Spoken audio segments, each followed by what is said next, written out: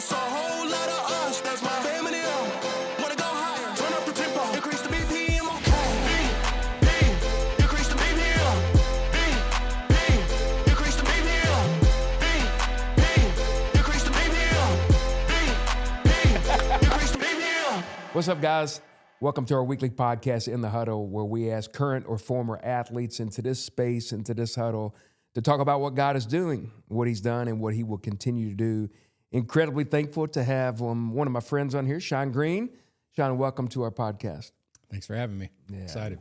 Man, I'm excited about this. I've known you for a long time. Your name has always preceded you. Man, when I had heard of Sean Green before I knew Sean Green, which is always a compliment to how you've lived your life. But not a lot of people know about you unless they want to Google you or something like that, man. So tell us what it was like. You grew up in Louisville, Kentucky, went to Male High School. Tell me what it was like growing up in your family here in Louisville. Yeah, so I grew up blue collar off Westport Road, Fincastle neighborhood. My dad was a police officer. My mom was a stay-at-home mom. And have an older brother, a year and a half older. His name's Matt. And yeah, we grew up in a cul-de-sac, kind of your traditional suburban home, and dabbled in sports. I wouldn't say we were a sports family at all. We don't really have an athlete on generations of each side of our family. So sports were never one of those things that we really just like push. We never really watched sports. I was more of a movie kid. So I started to play some t-ball, started to sign myself up for a little league, and I had parents that supported it. So so that's kind of the early years. So I mean, at what part? Obviously, you know, we're going to get into a lot of your accolades as a baseball player, but you know, you kind of nonchalantly, very humbly talked about sport. You were good at sports. You know, at what part did you realize, like, hey, I've been gifted at this? Yeah. So I always had a good arm. So I played baseball all through Little League and Linden, travel ball a little bit. You know, back in the day, man, travel ball was hard to get into. Like there weren't that many teams. So that dynamic looked different. So I definitely played multiple sports when I could. Played, basketball. When I got to high school, I made the basketball team. I got cut from baseball my freshman year. So I did not make the baseball team my freshman year, and we had a freshman team. So no excuses. But I'll say this, I was late developing. About halfway through my junior year, I grew half a foot. That always helps. And my senior year in high school, I gained about 15 miles an hour on my fastball. And Cameron Hahn, who was our catcher, he was like a first-round pick. So we had scouts all the time at our game. So we were covered. And I was kind of a benefactor of that. I wasn't on the radar. Then all of a sudden, they're watching the catcher. They're going to watch the pitcher. I ended up getting drafted. I didn't even expect to go to college to play baseball going into my senior year. And so I think right then, that is when I kind of knew, it's like, okay, maybe I can do something with this. So you got drafted out of high school? I did. Okay, what does that look like? So at the end of the season or high school season, draft comes, you get a call. I got a call from our scout saying that they were going to draft me somewhat early, and it wasn't even on my radar. I didn't prep this. Really, my family wasn't prepped for it, so I didn't know how to have that conversation of like, guys, what am I going to do? And so I was really leaning to play college baseball because I was just kind of scared. I didn't know what pro ball looked like. The scout told me that I would probably go to Medicine Hat, Canada, and the mosquitoes were as big as my head, and it was a bad sales pitch, to be honest with you. And it made college look that much better. So I ended up deciding to go to college. They ended up drafting me later, draft and follow in the 32nd round. That was Toronto. Yeah. So I chose University of Louisville. Okay, so now, obviously that was 1998? 1997. So 1997 looks a lot different than 2026 as far as recruiting. What did that look like for you getting recruited? You were drafted, but you chose to go to college. What did it look like for being recruited? Yeah, so I really was late to the scene. So I didn't get many offers for college baseball. University of Louisville was on the radar because at the time, the dynamic has changed. Now Louisville, everybody knows Louisville is this powerhouse university that's just churning and putting out draft picks and winning national or going to the national championship and all these things. When I was there, it was a school that if you were one of the top players in Louisville, you were pretty much a shoo-in to go there. In that case, it's not really the case anymore. So I got the opportunity to play at University of Louisville, even though I grew up a diehard Kentucky fan. I never got that call, so I was wearing the red and white. And I'm sure you let Coach Madison know that now, don't you? Oh man! Okay, funny story. Coach Madison, they had a camp, and I remember hitting. I believe his son. I think he's Keith. Yeah. I hit him in live batting practice. And I don't know if that had anything to do with it. But it could have. No. So I went to University of Louisville. Happy to be there. It was home, so it was close. So it all felt familiar. And for me, with everything happening so last minute, that just seemed to be the logical fit. Okay. Looking back over your time at Louisville, obviously, you kind of made mention of that that they're a powerhouse now, and may not have been then, but you laid a lot of the foundation for those guys that have come along. What were some of the things that you remember most about playing at the University of Louisville? Wow.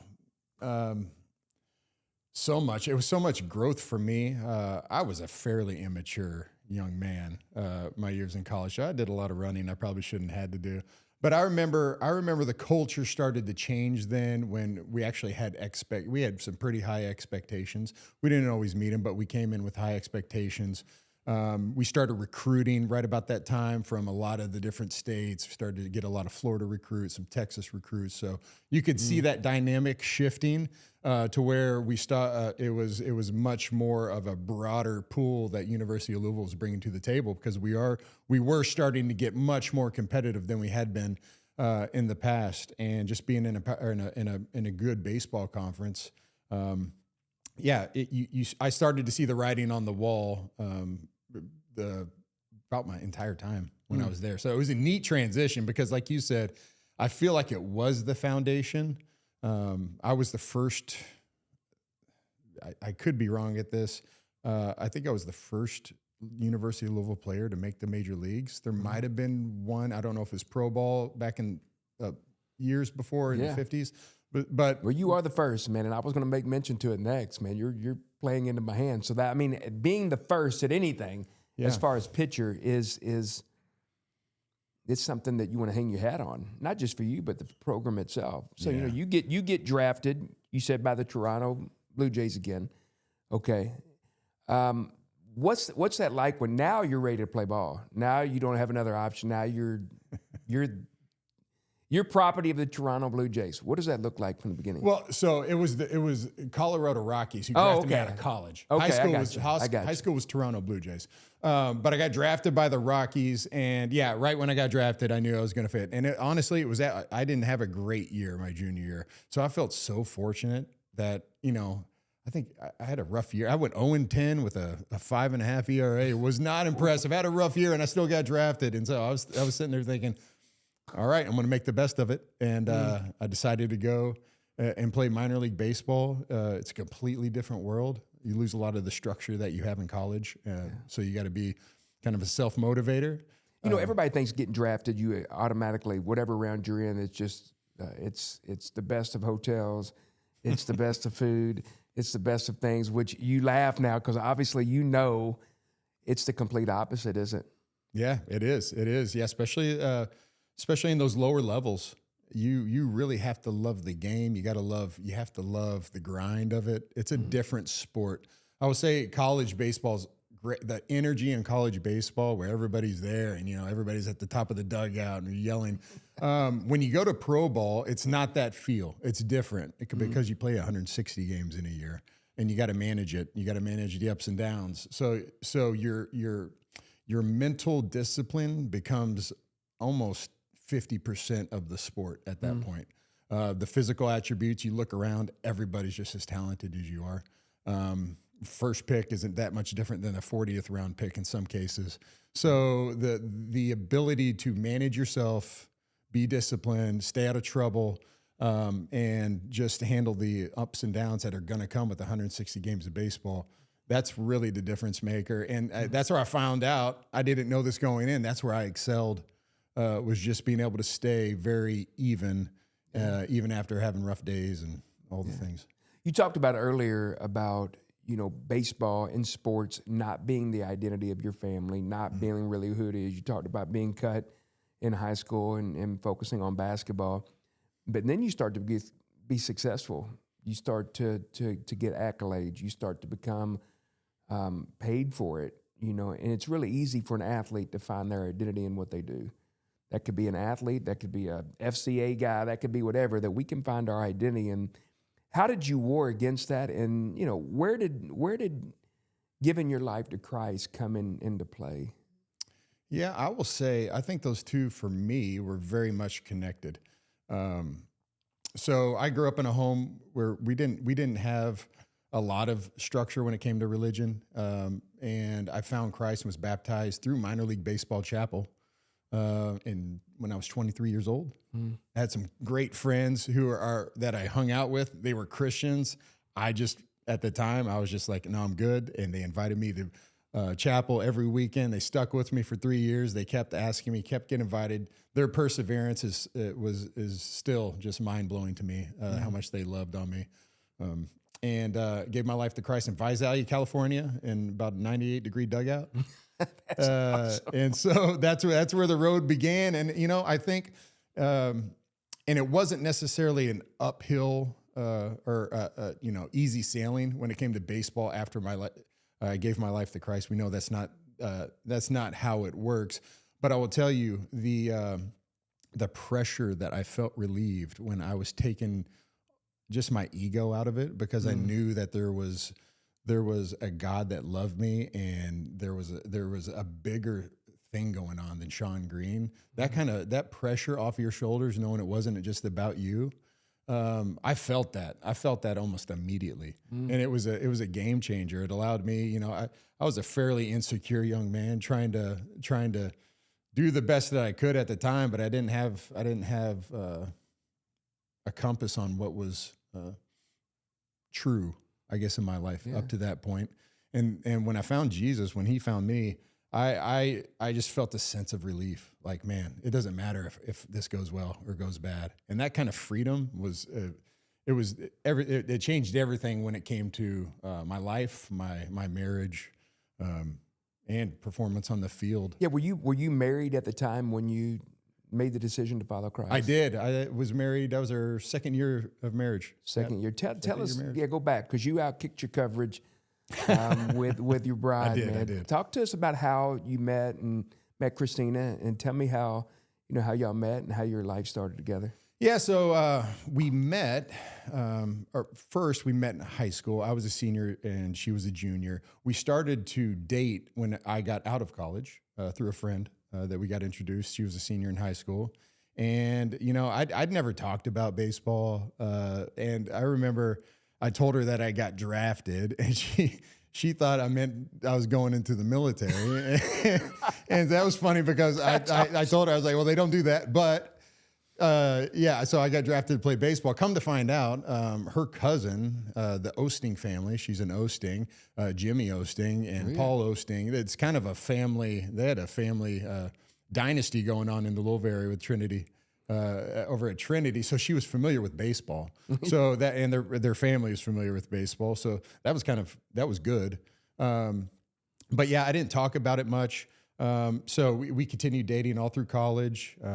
We got married my second year in professional baseball, and I tell you, she has so much grace, and she gave so much patience, and she wanted me to chase down my dream as long as I could, and so that was the basis that we started at. We were both not practicing Christians. She grew up Catholic, but it wasn't a part of our relationship. It wasn't part of our dynamic, and we both gave our life to Christ about 6 months apart, and all along this way. So there are people that were interacting with us in the off season that were just mentors and pouring into us, and we didn't realize it at the time that we were just getting poured into by people who had been through a lot of life, and they loved Jesus and they loved us, and we didn't realize that till much later. Sometimes you don't realize that the people that are molding you without you knowing it. When I got baptized in Visalia, we had a host family. It was my first year of having a host family. John and Norma Price, sweetest people to ever walk the earth. They love Jesus so much, and they let us into their home and kind of taught us what it was like. They showed us what it looked like to be a married Christian couple, and I was so blessed. How God just kept putting people in our pathway that we weren't looking for. He just did it. And I remember the Bible study that you and I were in, and you talked about that family, how they just modeled that to you guys. And you and Christina both, you guys are so joyful, and you're so humble in your lives that I think people could know you guys and not even know that you played pro ball.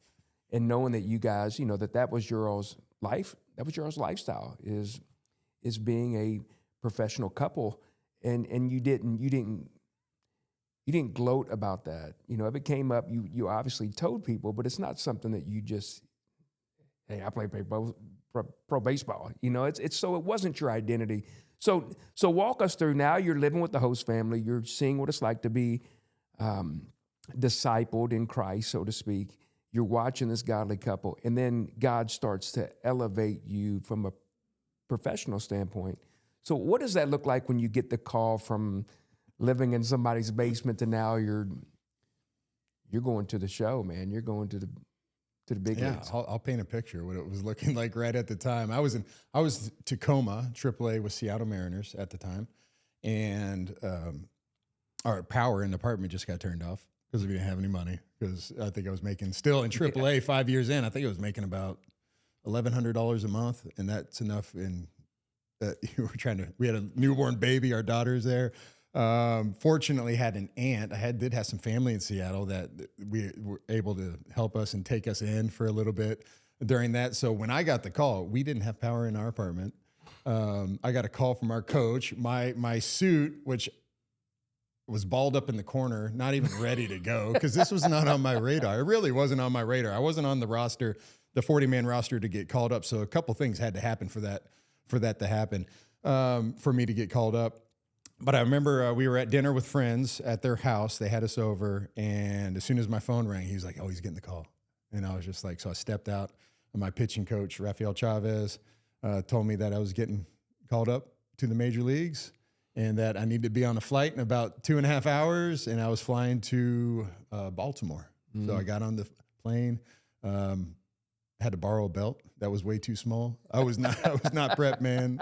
And so I went on that road trip, and that was kind of how the call happened. We were in a tough spot. We were in a really tough spot. We weren't panicking because 5 years into minor league baseball, 6 years into minor league baseball, you've seen a lot. And you've been in some tough spots just at that point. It's just the way it is. So we knew God's provision, whatever that was going to look like, it was there. And yeah, so I got the call and off to the races. Yeah. So tell us, from there you pitched for 13 years professional career? Yeah, 13 years professionally, 6 in the majors, parts of 6 years in the majors, and all in relief. I was a late inning setup guy, and that's what I did. Never had a changeup. I could teach people to throw a changeup. I couldn't teach myself to throw a changeup. Well, man, if anything, what it does is now in your walk with Christ, it's given you an incredible platform. That you played at the highest level possible, and you did a great job of using that platform to talk about having a relationship with Jesus. In your mind, what does it mean to be a Christian athlete? The Christian athlete, I think the biggest thing is, like with most things, is humility. I think it's humility. You have a chance as an athlete, not just to impact the people that you interact with outside of the baseball field, but man, you got a really good chance to impact the people within the clubhouse, whether that's coaches, players, support staff, all those people that you come in contact with.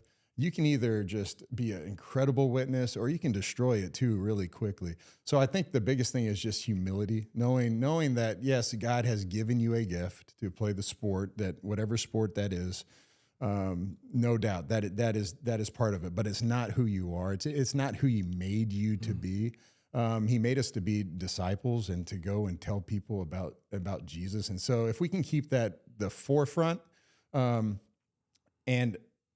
also not, I'm not saying to not put all your effort and to go as hard as you can to achieve a goal, but just remember what the main thing is. And the main thing is people. It's always people. Yeah. So the people that you can impact in the clubhouse and outside. Yeah. So you play this professional career, and then you're winding down, and obviously there's a lot of guys that never get a chance to play pro ball. Yeah. You get a chance to not play, but just be at the highest level, and then you realize that your time is drawing near for the game to be over. And so people talk about that when you walk away from the game. Some people choose to, some people are forced to. Yeah. Either way, it's kind of like a reality check really, really quickly that you're no longer going to play this game. What was it like for you when you walked away from it, and now you're looking for, okay, what's next? You're a Christian, you got a beautiful wife, you got 2 kids at the time. Mm-hmm. What's it like for Sean Green to walk away, and now I'm trying to find what God has for me? Yeah, so I did have an opportunity to step out of the sport at my own will. So that was good. It was a choice, and a lot of guys don't get to make that choice. Not many don't, whether it's injuries or getting released early on.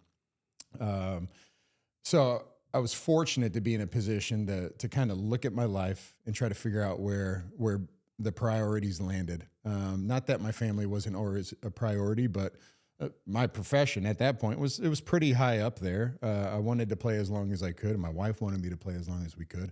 And throughout that year, we found out our son at the age of 3 was diagnosed with autism, and we started to figure out what that would look like. There's a lot. Louisville's a great resource center for autism, so there was quite a few places that we could get him plugged in at and just get the environment that he needed, the therapies and treatment that he needed. At that time, what that meant was, even though that was an absolute blessing, and he is an amazing young man that he is today. He is incredible. So I know that made the right choice, but that means that my family couldn't travel with me anymore, which up to that point we had.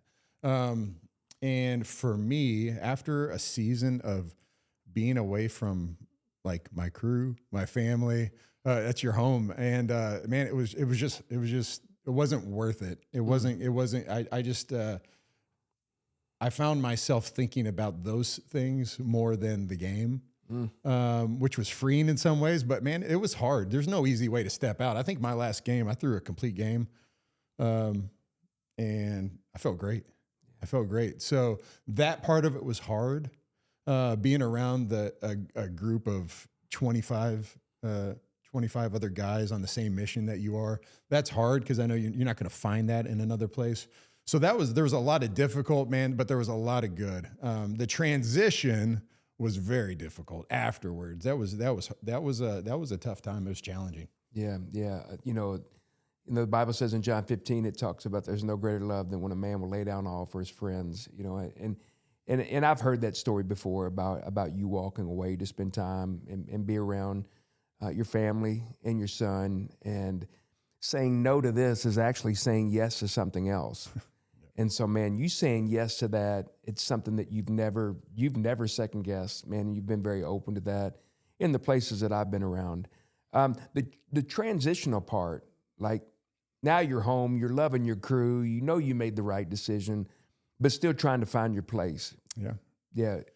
Walk us through that, because that's what a lot of people deal with, you know, and they don't. Some people are still dealing with that. Yeah, no, it's very hard.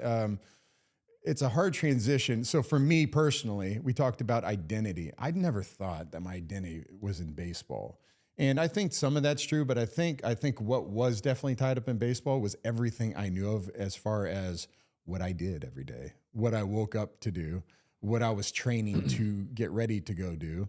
So man, every hour of my day up for almost all of since I was 17 years old, kind of revolved around baseball. And so all of a sudden I didn't have that. And that void was very difficult, because then I I started to panic a little bit and be like, man, did I make the right decision? Should have I had something lined up before I got out? So you start questioning yourself, all that fear and doubt that Satan likes to use, all those half truths of, you're not enough, which is true. I'm not. Yeah. But God. But you start dabbling in these things, and then Yeah. eventually what is that God allows his perfect plan Yeah. to unfold, and for me to be able to watch that, you obviously still train, you take care of yourself, just how you manage your day, but now you're in full-time ministry. Not that you were not in full-time ministry then, because I think that you seized every opportunity that you possibly could, but now you're on staff at a church. Tell us a little bit about that, how that came about. Yeah, so I made that transition out of baseball. It was hard. It was. I had to work through a lot of things, but it was great in that desperate season of my life, which I definitely is open to admit. It felt that desperate season, but man, I drew so much closer to Jesus. I grew closer to my family through all of that, through my wife, through my friends, community around me, because I was just vulnerable. I was exposed. I was just there to be wherever God wanted me to be. So I did insurance for a while, did a couple other things. Recently, I got an offer to come on to staff at Southeast Christian in full-time ministry, which is something that is just, I'm still blown away by, that I get to do this every day and just be around people. And I know that if everything hadn't happened in my life up to this point, I wouldn't be ready for what I'm doing. And I love how God has just prepared me, and knowing that people just need to be seen the way he sees them. That community isn't just a good idea, it's essential in your walk. And so I'm I'm the connections leader at our church. So I get to actually have those conversations about plugging people in and then bringing people into different opportunities within the church. So yeah, so many blessings. Yeah, you're great. You're great with that. You're great with people. You're great connecting them. Obviously you still have that platform that you've been given, whether that's speaking at baseball chapel or whether that's, you're on our FCA board there at the University of Louisville, and which I love having you part, because you're at the highest level that these guys look to and they want to be. But that's when you can use that and say, hey, you can achieve all your stuff, but unless you really have a relationship with Christ, you're always searching for the next thing. You're always searching, and Christ fulfills that void that a lot of us are trying to fulfill. What's something that God has been showing you lately, just in your personal time with him? I've really been reflecting on just the concept that I need God to cleanse my soul. I've been in Psalm 51:10. I feel like I've been on it for about 6 months. I've just been hanging out there and kind of just sitting on that verse, because for me, that daily renewal is essential. And Psalm 51:10 is, "O Lord, cleanse my heart and renew in me a right spirit." And I need that. And sometimes I feel bad that I need it an hour later and then 2 hours later. But that constant cleansing, renewal, and just allowing God to do his work through me has been a big life-changing, life-altering season of my life within the last 6 months. Just to have that on the mind, that I need to be renewed. I need to be cleansed, and it's a constant cleansing. It's not. It is a constant. Yeah. So just staying sharp. What if you could go back to your, let's just say, sophomore, junior high school self, and give yourself some advice, what do you think you'd say to your sophomore or junior self? I would say surround yourself with people who know you and love you. I had some friends, and they were good friends at the time, but I also put myself in some really bad situations because I just wanted a friend. And sometimes when you're in that mode of just wanting a friend and want to fit in, man, that was me. And so I found myself in a lot of bad situations just because I wanted a friend. So just try to surround yourselves with people who truly care about you. And that doesn't have to mean you got to find 10 people. It could be one person. It could be one person maybe you don't have everything in common with, on the outside, same interest. But if someone who cares about you, man, you cling on to that and try to stay in groups who encourage you. If you're a Christian, if you love Jesus, try to stay in that group. And it's not about not being around other people, but it's about being around people that are going to be there for you when the tough times come, because they will. You know, as we kind of round third and heading home, and as I ask this question, the answer sometimes changes wherever I'm at and what I'm kind of dealing with at that time. But who would you say that Jesus is to you at this point in your life? At this point in my life, he is my Lord. I would say just Lord. He has. I've submitted more than I ever have before, just to what he wants for my life. I really am focusing in my time with him just to want to become more like him, not just knowledge wise, but just to become more like him, to see people the way that he saw people, and to love on people the way that he loved people. So I've been seeking just that intimate connection on how do I take what I know and apply it to the people in my sphere of influence. And so that's where I'm at right now. He's so good. He's so patient, which is, I'm beyond grateful and so full of grace. So. Yeah. You know, you've been blessed with a lot of accolades and prestigious titles that come, whether that's the Hall of Fame at the University of Louisville, or whether that's starting pitcher, or whether that's, you know, it could be a lot of different awards, comeback player of the year, all-star, you know, a lot of different titles that you probably have won.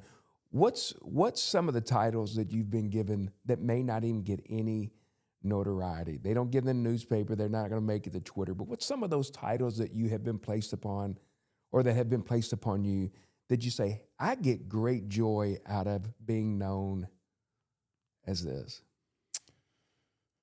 Supportive husband, loving my wife well, and being a vulnerable dad that is present. I'd say present as a father. Haven't not done it perfect, but I've been present, and that's been a goal since I got out of professional baseball, is to be there. And I think as dads, sometimes we do overthink it, and we think about all the things we need to give and certain things. But man, a lot of it's just time. A lot of it's just being there, so that those conversations can start. So I think a present dad, a supportive husband would be top 2 on my list. Yeah. You know, there's in so many ways that our lives are similar, and some of them are totally opposite. Obviously, I wasn't a Major League Baseball player, but there's a lot of things that I look at your life, and there's a lot of things, whether that's a very supportive wife, loving children. You know, you mentioned autism, have a child with that as well. But I've always looked at your life, there's one thing that you have that I'm striving to be like. And it's just like, man, you're just so gentle, you know, and I guess, you know, in the world of athletics, especially with football, coaches never talked about, hey, we're going to be gentle today. so it's counter-cultural, and it's counterintuitive to just watch you, you know, as you are gentle, whether that's, you know, it oozes out of you, man. Like in conversations, in the settings that I've been in, you never draw attention to yourself. And yet you just slow to speak, as the Bible says. You're quick to listen, you're slow to speak, you're slow to anger, and that gentleness when you leave is like, man, that is a dude. Is that always been that, or is it something that you have to kind of keep in check, or what? No, not necessarily. I definitely think that has. I was always the guy trying to make a joke, be the funny guy. I could still be like that occasionally, but I've really just leaned into being me. That's who I am. I really learned early on, especially in professional sports, I wasn't the rah-rah guy. I wasn't the guy who was the loudest in the room. I didn't lead by being extremely vocal. I found that people really opened up and were willing to follow. I became a leader without trying to be a leader because I was consistent. They knew who I was.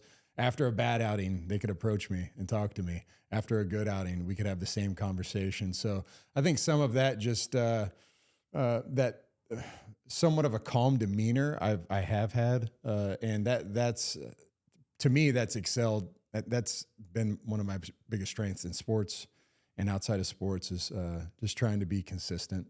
Yeah. That's my goal. Well, that you are, and then that phrase that you just said that to be a leader without trying to be one, and you do that, and it's very evident. And man, I'm grateful. I'm grateful for your friendship. Thankful for the whether that's the studies we've been together or whether that's you being on our board. You make teams around you better because you're in the room. Southeast is blessed to have you be on that team and that staff. So man, just want to tell you I appreciate you coming out. Thanks for being on our huddle, man. It's been fantastic having you. Thanks, Chris. It's been fun, and thank you. You've been a great mentor over the years, and you're impacting lives. So I can't wait to see how God continues to use you and all the things that you're involved in. Well, thanks, buddy. Appreciate it.